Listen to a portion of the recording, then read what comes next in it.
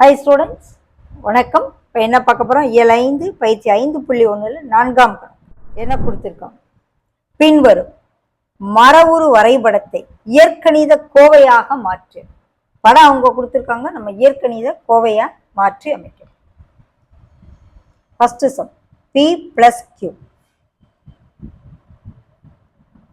Okay. Second L - M. இங்க A into B minus C. Okay. அடுத்து A plus B minus C plus D. bracket தனித்தனியா.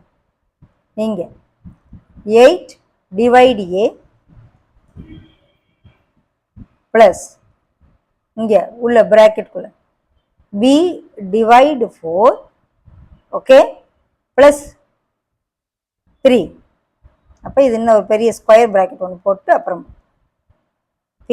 B divide 4 plus 3.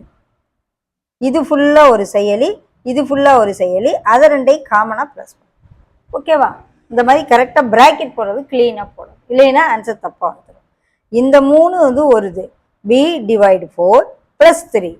நீங்க plus 3 போட்டீங்கன்னா 4 3 கூட்டிட்டு அப்புறம் B வைக்கிற மாதிரி இருக்கும். ஃபர்ஸ்ட் செயல்பாடு B divide 4, அதை ஒரு பிராக்கெட் போடணும், பிளஸ் அதோட அப்புறம் 3 ஆட் பண்றோம்.